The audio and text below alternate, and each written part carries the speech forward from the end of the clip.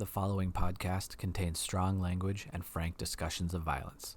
Listener discretion is advised.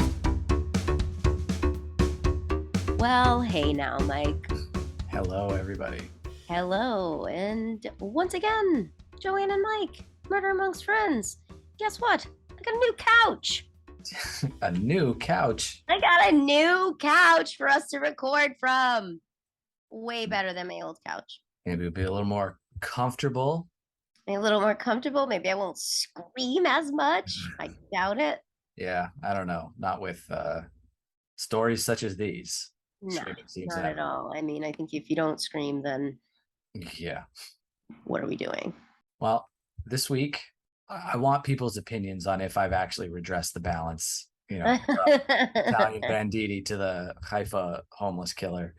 Okay, well, I happen to know one of our listeners who agrees with me. And might I add, she's Jewish. And we didn't feel like you redressed the balance. And I'm talking about Cheryl from my job. Hello, Cheryl, because I know she's going to listen. All right. Well, although she did say that you were very informative and that Hebrew that we tried to translate into fuck that guy was like pretty close. Pretty close.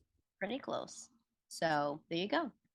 Well, so I will have to continue to soul search and see what I can do to make that more fair. But this week I have the story of somebody that I thought was too high profile to cover, but you had indicated that you aren't that familiar with this story. So I decided to write it up.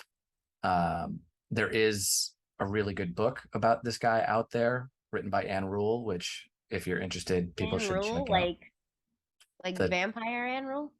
No, like that's Anne Rice. Oh, that's Anne Rice. Okay, okay. Anne Rule was a former. I was like, wait, that's a jump. Anne Rule was the former detective who actually worked at the suicide prevention hotline with Ted Bundy. So she wrote the definitive Bundy book, The Stranger Beside. Okay. But she's a really no nonsense, no frills, just down to business, on the side of the victims crime writer that she turned into. So she's got a wide library of stuff.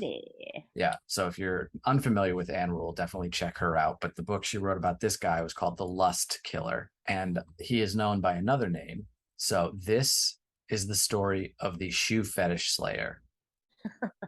Jerry Brudos, also sometimes known as the Lust Killer. The Lust Killer. You know, people and their foot obsession.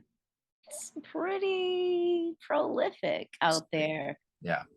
It's pretty widespread. Let's just say that, Michael. There's a lot of money to be made on the old internet. Well, if Jerry had the internet, who knows what may have transpired? Maybe he wouldn't be a killer. Maybe he would just peruse like thousands of pictures of like feet. Well, I would venture to say that his fetish goes above fetish. It's not good. It's not a great fetish to have. Yeah. So I'm gonna start this story by asking you a question. Do you have a really strong memory from when you were 5 years old? Yes. Okay. But does that memory influence your behavior to this very day? Yes. Okay. Jerry Brudos caught feelings for a pair of shoes when he was 5 and never looked back. Am I guessing that they're his mom's shoes? Because no, but his mom is very much wrapped up in this. Oh God! By her shoes. Oh God! Little Jerome Henry Brudos was 5 years old in 1944. He was playing near a junkyard when he noticed a pair of stilettos among the other junk. He was curious about this mysterious piece of footwear and decided to bring the heels home. Yeah. To put it mildly, this pissed off his mother and set off a chain of events that would end up with 4 women murdered. Pissed her off because she thought he was gay because he liked the shoes, or like because he brought home garbage, or like she thought women who wear stilettos are hussy harlots, sluts, like that kind of thing. Loose women. Wait, what year is this? A little from all of those columns, but 1944 was when. Oh my God, what a harlot. Okay, all right. I'm trying to put myself in that mindset. So Jerry Brudos was born on January 31st, 1939 in South Dakota, which is a state we don't have any listeners in. Man. He was the second son to a mother who didn't want to have a second child at all. Oh my God. Come on. And when she was resigned to continuing the pregnancy, she was resigned to it. Listen, lady, there's ways to not become pregnant, you know. Well, she not so secretly wished for a daughter. Oh, man. When Jerry arrived, his mother was outwardly disappointed and soon openly hostile towards her new son. Oh, no. She was constantly controlling Jerry and was always very, very critical of everything he did or said, but would then turn around and be mother of the year to her other son, Larry. Larry. Yes. This SOB. Getting all the fucking perks. Firstborn gets all the best treatment. Do they though? As you would well. I feel like it's not the firstborn who gets the best treatment. It's usually the baby. My daughter's 27, and my mother to this day calls her the baby. You feel me? Okay. So this is the mother who caught Jerry with his junkyard heels. Don't say it like that. It's junkyard heels. Oh my God, Michael. She chastised Jerry and called him, quote, wicked for his interest in the shoes. Yeah. May have been onto something there. Yeah, man.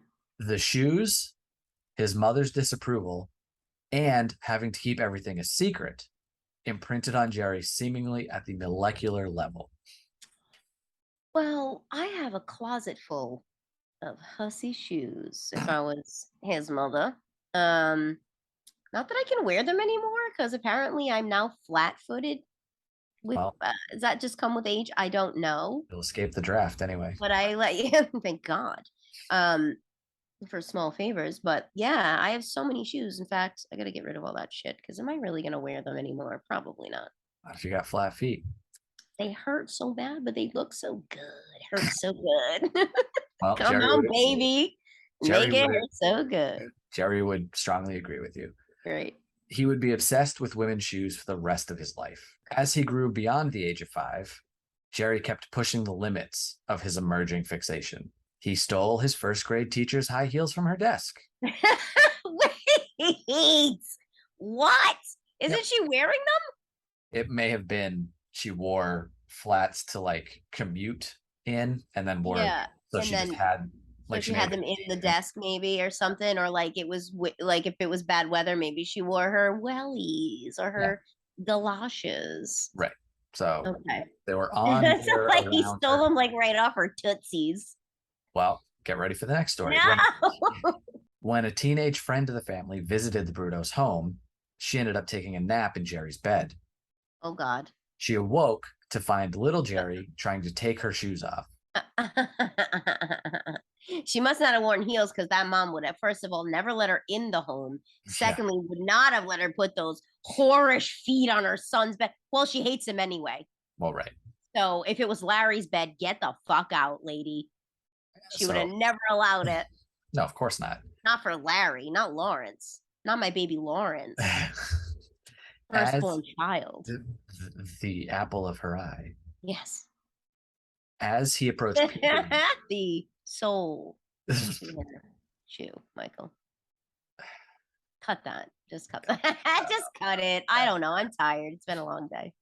As he approached puberty, obviously his obsession turned into a fetish. Well, yes. Brudos was stealing shoes and building up an illicit collection in his bedroom. Oh, shit. He's hiding them like drugs. He wasn't only stealing shoes, though. He was also taking underwear and keeping trophies of all of his thefts. Where'd he get the underwear from? He was breaking into homes and stealing. People's houses? Yeah, and stealing them. Or being invited into homes.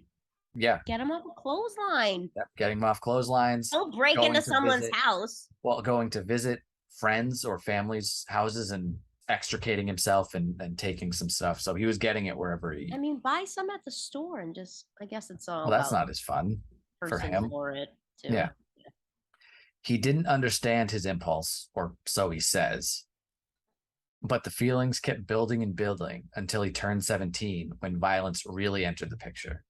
I wonder why it turned. I mean, I know quite a few men with a foot fetish. Okay.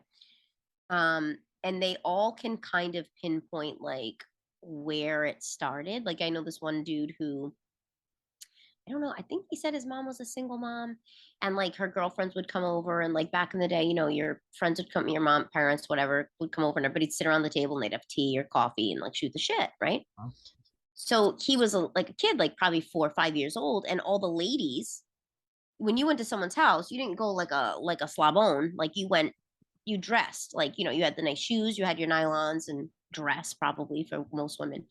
And he would sit under the table and play with his toys Mhm. while all the ladies would have a kiki around the table or whatever. And he started to fixate on their shoes and their hosiery. Right. And that's where it started.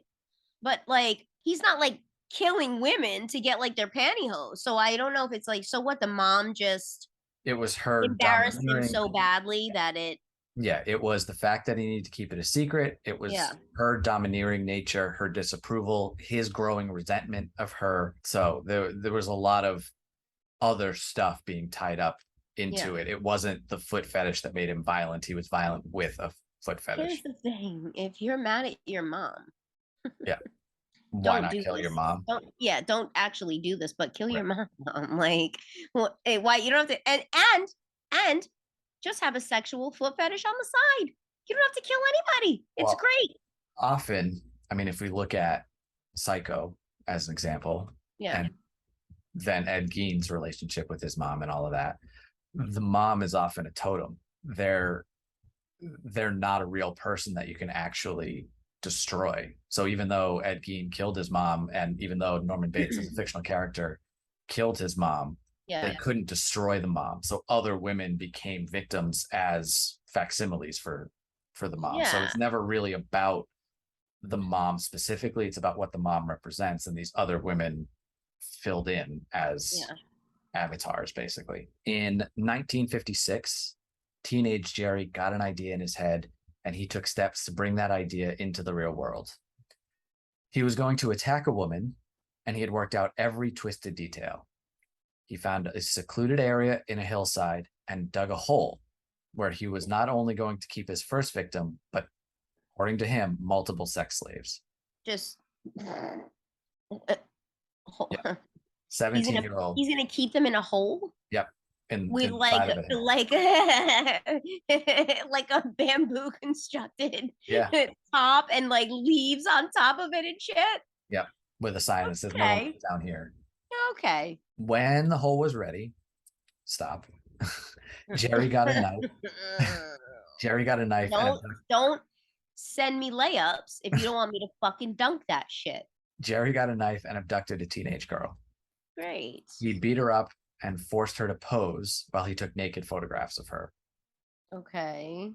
Brudos overlooked one tiny detail when planning his future of collecting sex slaves, and that was how to not get caught.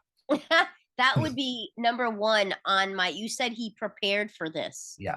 Thoroughly. Yeah. Not that fucking thorough, obviously. Because the first thing I would have prepared is how not to get caught. Yeah. You know, because I can't go to jail because I'd be someone's bitch in like a hot minute. Okay. And I'm not about that life. I'm having bitches. I'm not being someone's bitch. So all the other details are in service of the main detail, which is to not get caught. Yeah, like that should be your main goal. Don't get caught, stupid. And the other stuff will fall into place. Once you have that down pat, the rest is gravy. So he was caught red-handed and sent to the psychiatric ward at Oregon State Hospital. Doctors that was a lovely experience too. Yeah. Doctors evaluated Jerry and discovered the obvious. He had a strong hatred of women, but especially his mother. Jerry decided to be pretty forthright while in the hospital. He told the doctors there about his collection of stolen shoes and underwear. And they were like, same. Yeah. They were like, you're totally normal, son. It's fine. Yeah, we And confiscate everybody's P.S. clothes when You they come in actually here. won't go blind. It's knock yourself out.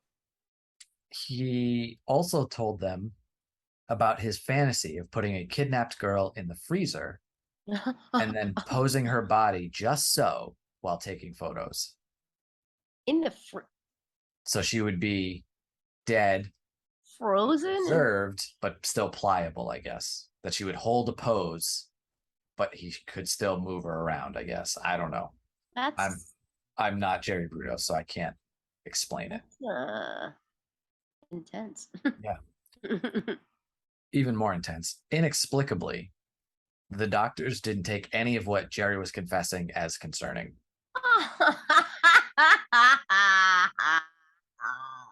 Not the people in power dropping the ball, Mike.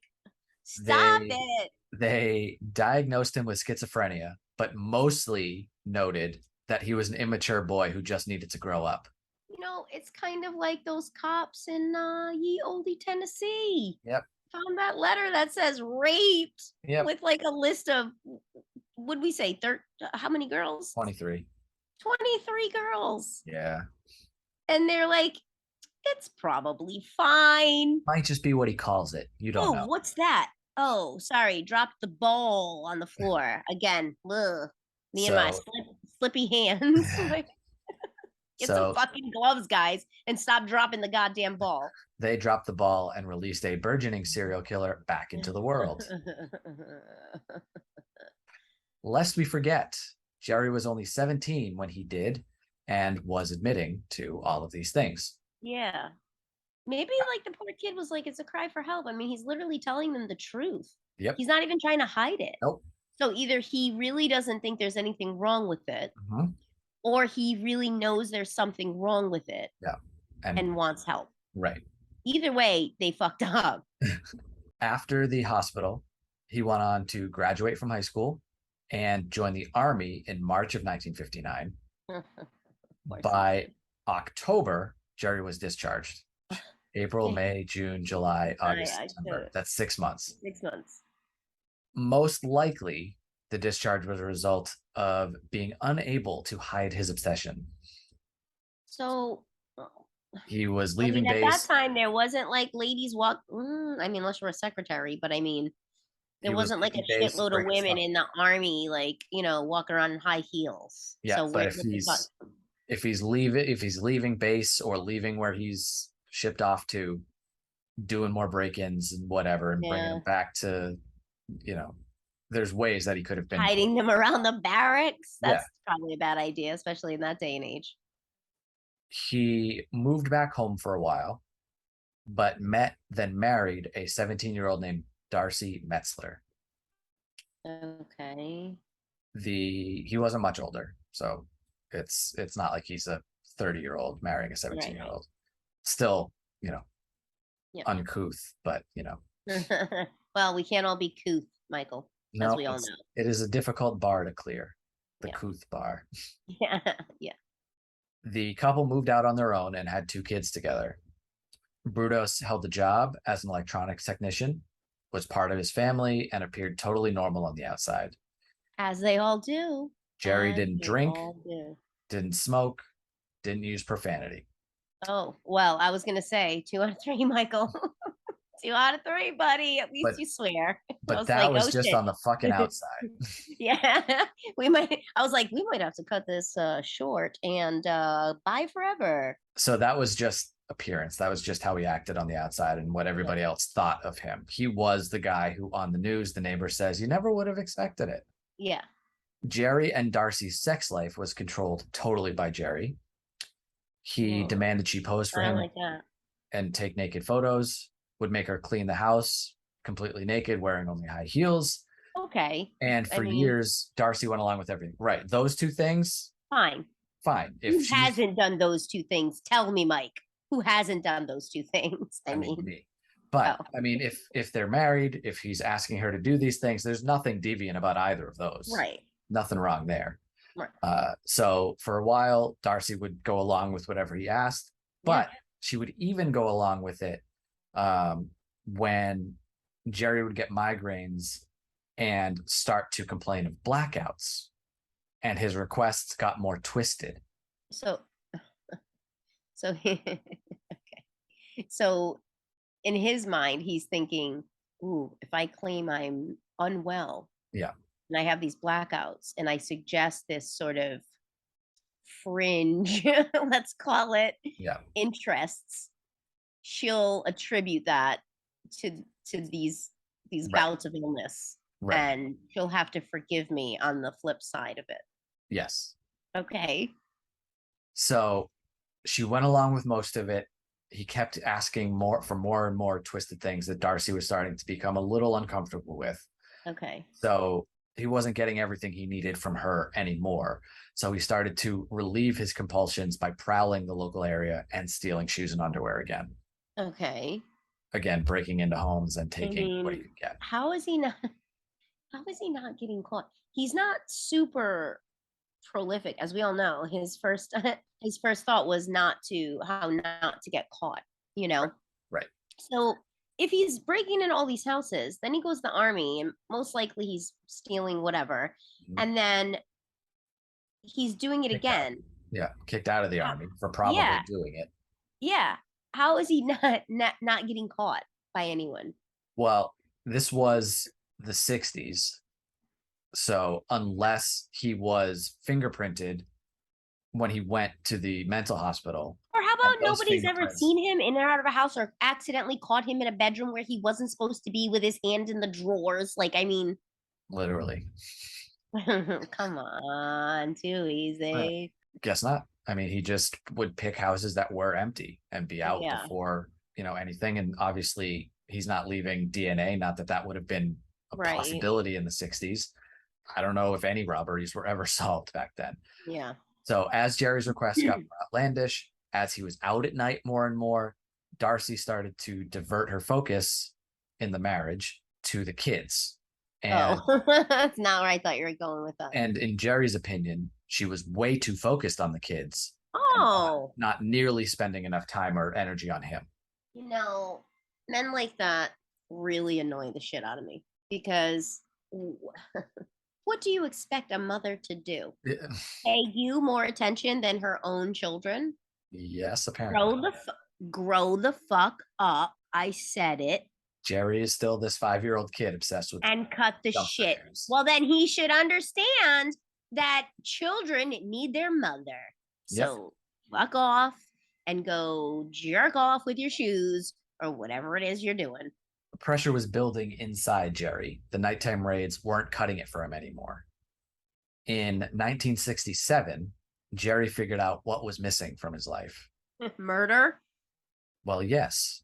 While walking in Hell downtown yeah. Salem, he spotted a woman's shoes and got fixated. He followed her home and waited until she went to bed that night. No, He no, no, broke no, no, in, no, no. strangled her until she passed out, and raped No. her. He took her shoes on the way out. You know what? Fuck you. Add insult to injury. Leave my fucking shoes alone, first of all, you dick.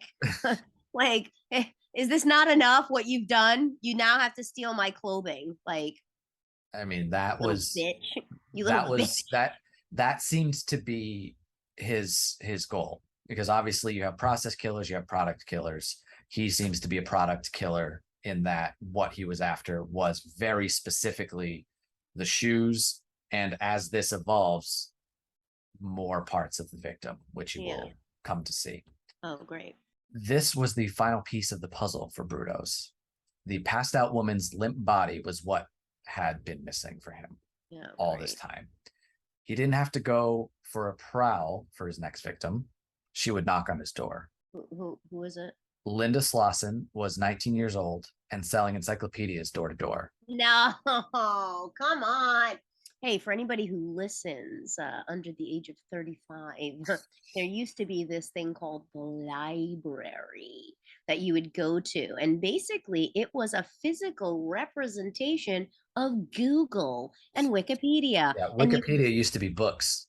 walk in, which they have books in the library, Michael, you'd walk into this place and look stuff up. And if you were a little on the bougie side, like I was a little bit when I was younger, your parents or grandparents had a set of Encyclopedia Britannica at the house. We had a set.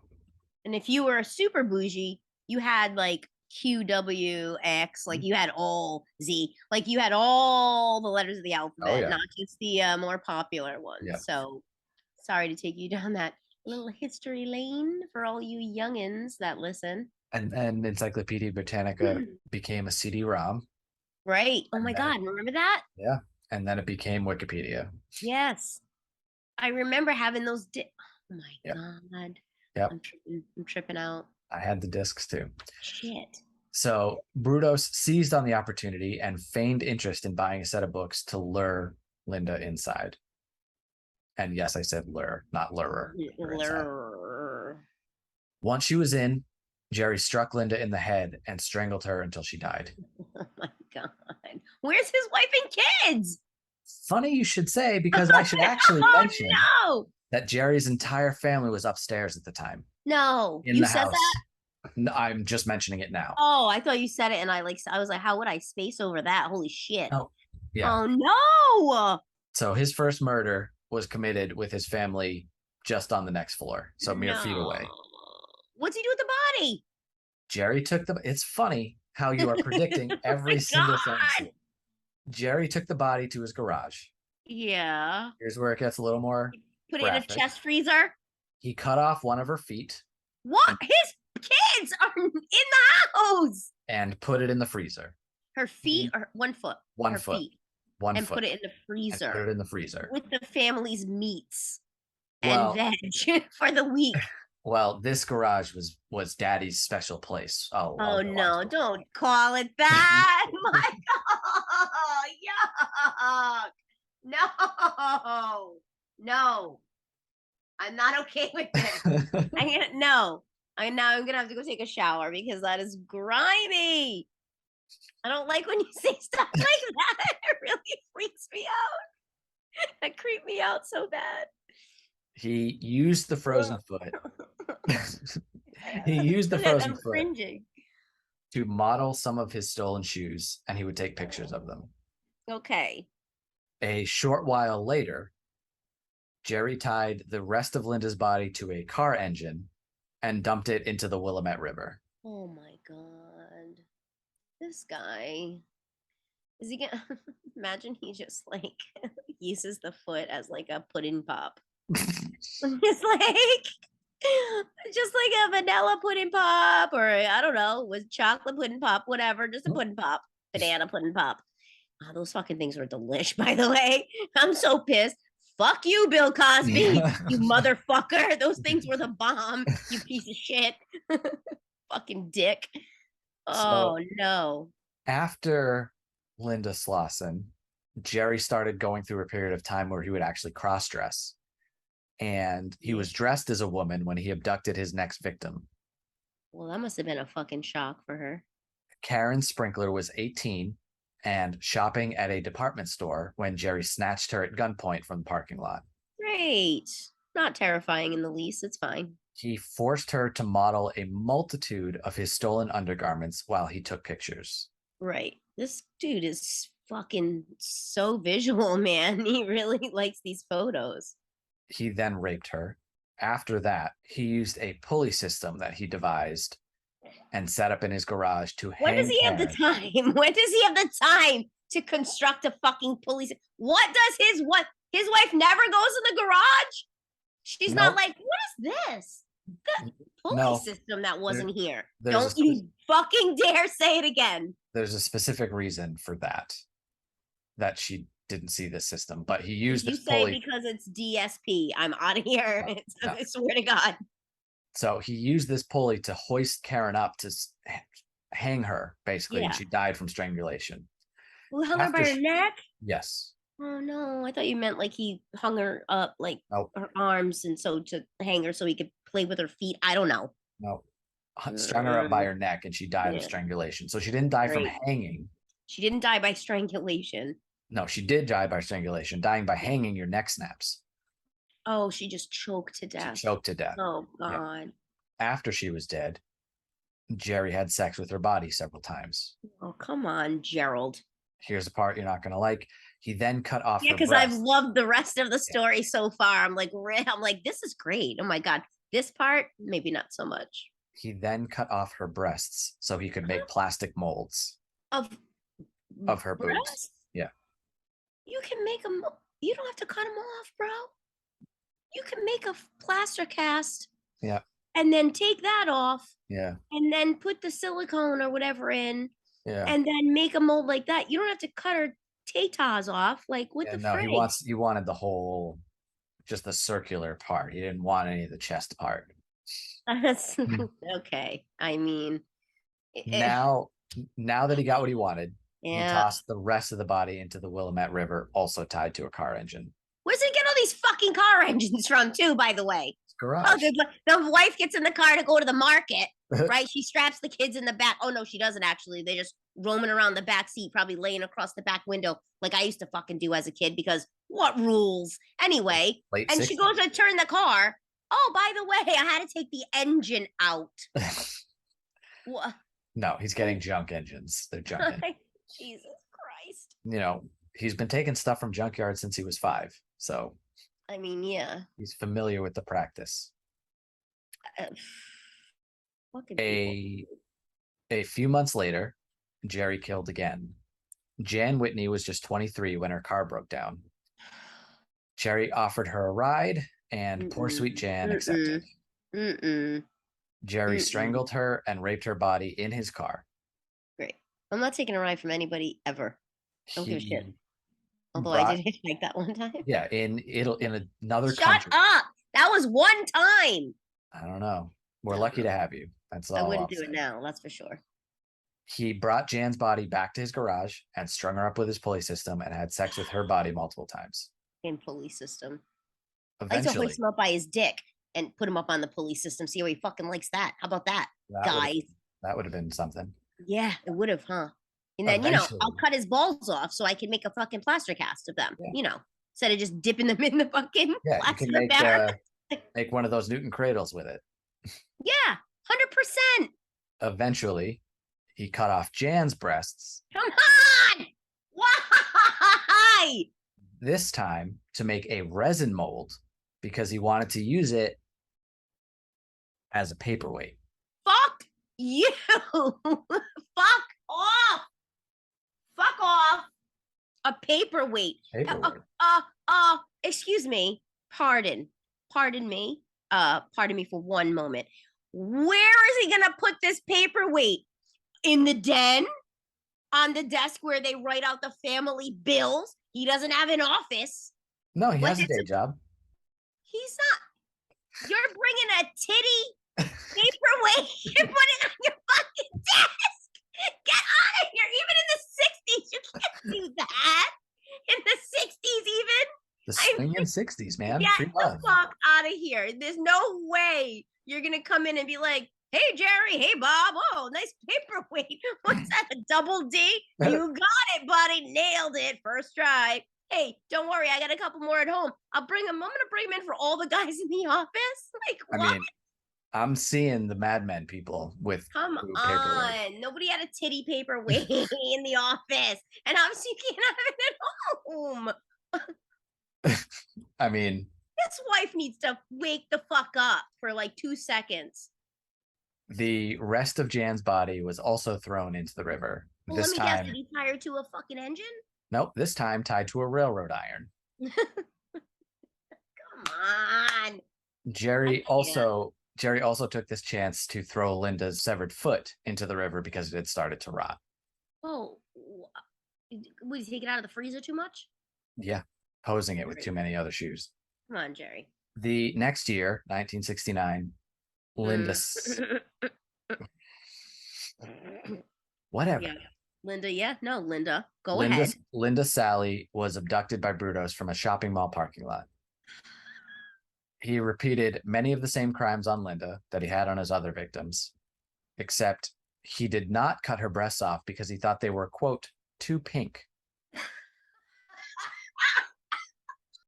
What the fuck does the color of her boobs have to do with making a fucking mold?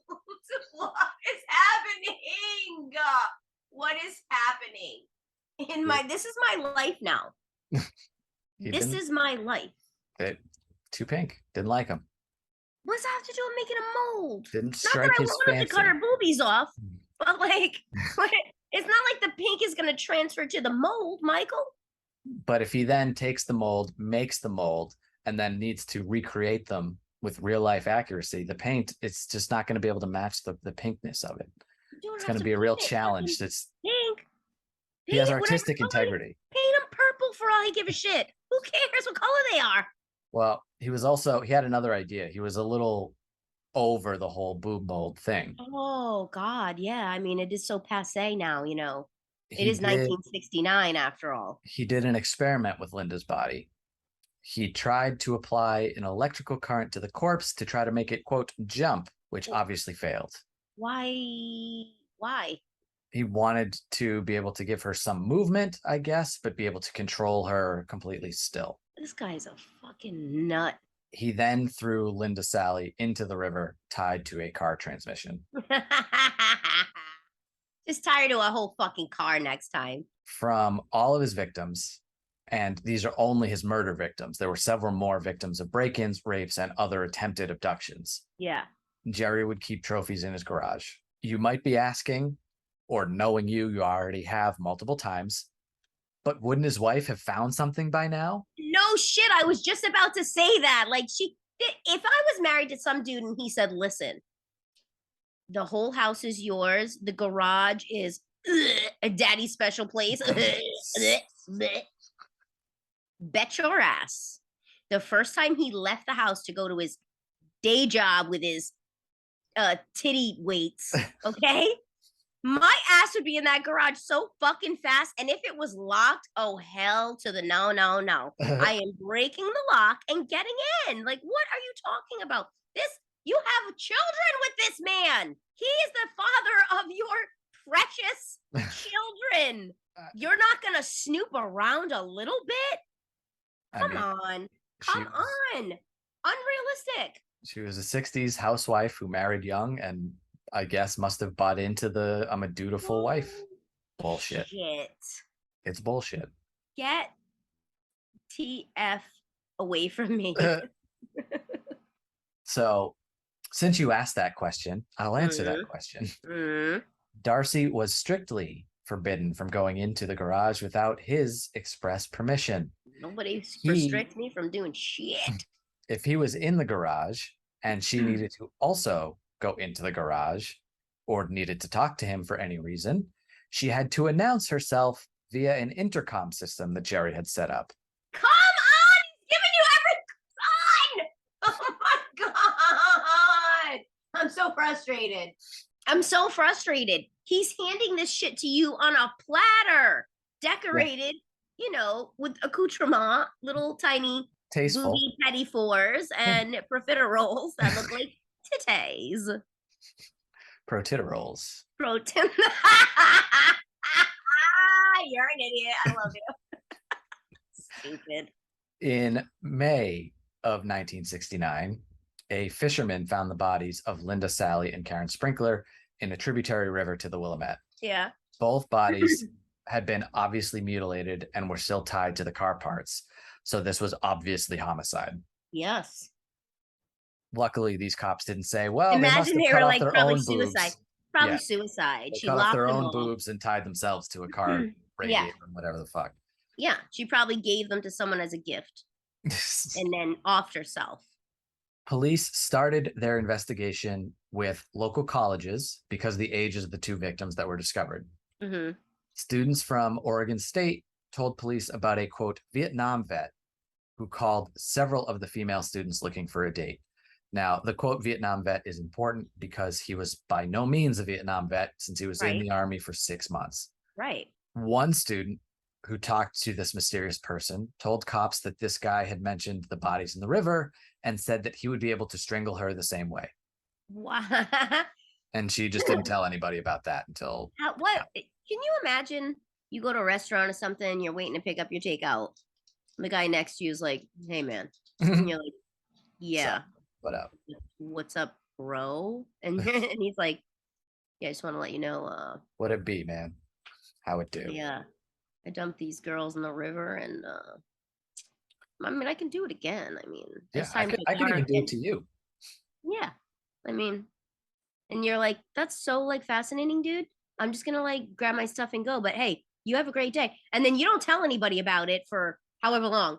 If that ever happens to you and you don't immediately call me as you're saying goodbye to this person and walking out, like, oh, pretend oh, my phone, oh, I gotta take this, even though you called me. Mhm. Uh, yeah. Oh, hey, mom. No, I've got the food. I'll be on my way. And then you're like, oh my God, you're never gonna fucking believe this. Like, you better call me instantly. Police asked one of the students who had actually previously gone out with Jerry to set up another date. Not a fucking chance. When Jerry showed up, so did police. After interrogating Jerry for only a short time, police knew they had to investigate him further. They were like, this guy's weird. They obtained search warrants for Jerry's house and found what they needed in his In garage. the garage or the garage for They, our well, overseas listeners. They found nylon rope like the kind used to tie the women to the car parts, pictures of the victims, a pulley system. I don't know. obviously stacks of pictures of the victims, Stacks of car engines and the trophies, including the molds and models of the women's breasts. Great. During the Well, interrogation, where did he put all this stuff if his wife announced herself through an intercom system? And then if she's like, hey, Gerald, I'm coming in, and then walks in, he had and all closet. that shit is lying about. Yeah, no, he had a closet to put his more secret. Was he like, I hear you, and I need you to just give me 5 minutes over. Yes. Like, yes. Yeah, he would control her access that way. He would bullshit. Give her timetables. Yeah. I'm not with it. During the interrogation, Jerry admitting to killing all 4 women, as well as many of his other attempted kidnappings and assaults. He admitted to pretty much everything. So just like at the hospital, he was forthright about it. Yeah. So again, he either has no clue what he's doing is wrong, or he knows it's wrong and wants help. There's no in between. Right. He would eventually plead guilty to 3 first-degree murder charges, 1 each for Karen Sprinkler, Jan Whitney, and Linda Sally. Okay. Authorities didn't have Jan Whitney's body yet, but there were photos of Jerry with her body that proved he caused her death. Good job, Jerry, you idiot. He was not tried or convicted of the murder of Linda Slauson because police had not found her body, and there were no pictures of Jerry with her body. The only photos he had of her were of her foot, and it couldn't be proved that it was indeed her foot. Right. And that she wasn't just missing a foot and alive somewhere else because they didn't have her body. And it was, the 60s. So they weren't going to be able to tell. Right. A month after Jerry's plea, Jan Whitney's body was found about a mile downstream in the river from where Jerry had said he dumped her body. Yeah. So pretty conclusive that he directed her there, or directed them to the area that she found. So yeah, he's just really just like, here you go. Yep. It's just everything you want to know and more. While incarcerated, Brudos had piles of women's shoe catalogs in his cell. Why? Okay. No. First of all, no. If you were arrested on child pornography, would they let you have highlights fucking magazines and shit in there? No. So if you murdered women, should you have like the JCPenney, catalog in there with what? No, you shouldn't have fucking shit in there. He wrote women's shoe catalogs. Yeah, hello. He's killing this women because of their feet. He wrote to major companies requesting them and claimed they were his substitute for pornography, which I guess was not contradictory. Worse. Yeah, I don't know. What do you mean? You don't get to have porn in the clink, bro. Like, you gave that up when you committed crimes. I suggest you go in the Rolodex. Okay? Your mental porn magazine, your brain box, and use that to whack off or whatever the fuck you're gonna do. You're not getting paper pictures of women to look at. You're not getting magazines. I don't give a fuck if there's a newspaper with a picture of a lady in a dress. You're not getting it. He lodged countless appeals, including one in which he alleged that a photograph taken of him with one of his victims' corpses could not prove his guilt because it was not the body of a person he was convicted of killing. So try to follow that. He says, I couldn't have been convicted of killing, say, Jan Whitney, right? Because you have a picture of me with Karen Sprinkler's dead body. Okay. Even though he admitted to all of it. Yeah. Yeah. Fuck you, guy. No, fuck you, guy. Get the fuck out of here. You should have kept your fucking trap shut. How about that? If you want to fucking have these dispensations and appeals and all this shit, maybe shut the fuck up and stop telling everybody your goddamn life story. Yeah. No? Not bad advice. It's his lawyer. Not that I'm trying to defend the fucking guy, but if I was his lawyer, I'd be like, you need to shut the fuck up, buddy. Don't say a goddamned word. You know what? You got 2 words to say. No comment. Where's his lawyer?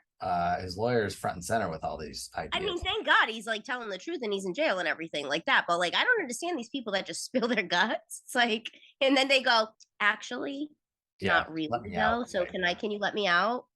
No, maybe you should have thought of that before you fucking had diarrhea of the mouth. You ever think of that? Just fucking bumping gums all day long. It's popping off at the mouth. Shut up. In 1995, the parole board told Brudos that he would never be released. Great. Yeah. He basically exhausted his last appeal, and that was that. Sucks to suck. As for Brudos's wife, she divorced him after his arrest. She also changed her name. She ever fucking made in her life. She also changed her name and her children's names and moved away to an undisclosed location. Yes. Although Darcy was charged with aiding and abetting her husband in his crimes, she was not convicted of murdering any victims. Was she convicted of aiding and abetting? Like, what was her sentence? She wasn't. It was one of those, how could she not have known? Mm-hmm. They also couldn't prove that she did. Right. I mean, and also she's technically a victim of his in a way. I mean, he's clearly controlling her, so. Jerry Brudos died in 2006 from liver cancer. Bye, bitch. See ya. From liver cancer, having been in prison for 37 years. Good. And that was the story of Jerry Brudos, the lust killer, the shoe fetish slayer. I hope he died a painful death. That's all I'm going to say. Yeah, I don't think liver cancer is like being tickled. Can't imagine that it would be any fun. Well, hey, shit. Great. Now you know. I'm going to go in my closet and throw out every high heel that I have. Well, who knows where they'll end up. That's for me. I mean, if they end up in the dump, who knows? Yeah, really. Yeah. He'll find some way to track me. Some weirdo will be like, ooh, sniff me out, and then all of a sudden I'm dead with my boobies cut off. Like, the fuck, guy. It's not an ideal scenario. I mean, no. No. Not at all. I haven't listened in a while, but back when it was getting going, My Favorite Murder, the host used to say, leave the eyes and the boobs alone. It's fine to hear about all of the other stuff, like he cut off a foot or whatever, but the eyes and the boobs, just, leave those alone. Leave them where they are. Just knock it off. Just knock it off, people. Yeah. Just cut the shit. This is too much. Like, just be cool, man. Just be cool. Just be cool, man. Chill out, bro. Yeah. Just go with the flow. Ride the wave. I don't think. Come on. How about just don't cut off boobies? How about that? How about let's start with that. Let's start with that, Mike. You know what else is pretty good advice? What? Following us on Twitter and Instagram at MAF Podcast Show. Correct. If you have some really great advice that you would like to offer, how about email it. No, how about even better? I think you all should email Mike at mafpodcastshow@gmail.com and let him know about your special fetish. And then he'll tell me about it. And it'll be great. I'll have a good time. It'll be scientific research. Michael looks like he's melting he's slowly melting in his seat. He does not want to hear these emails, but it's just further demographic information about our audience so I can better tailor episodes. I just want you to do it so Michael's embarrassed when he reads them to me. Because I don't give a shit about the demographics. I just want to watch Mike turn purple and die of embarrassment. Hey, I was raised with a Jewish mother. I don't know what that means, I am sir. completely unrepressed and have definitely no immature feelings towards anything of that nature. So yeah, so don't you worry about me being embarrassed by reading about things. Come on. It'll be great. I love it. Yeah, being raised by a Jewish mother is like being raised by a Catholic mother. You're just, heavy doses of guilt and repressed sexuality. Yes, fantastic. Fantastic. At least you didn't go to Catholic school and then turn into a wild harlot like I did. Yeah, a couple minor details that prevented me from going on that trajectory. Well, yeah, but hey, listen, could have just been, you could have been plucked out of the ether. I could have been you. You could have been me, man. Yep. It's just the way the cookies crumbled, Michael. As luck would have it. And I'm gonna stop throwing around these tired cliches and get the hell out of here. As the sun sets on another day. Oh God. We come to the end of our recording. Nature's first green is gold. Her hardest hue to hold. Get out.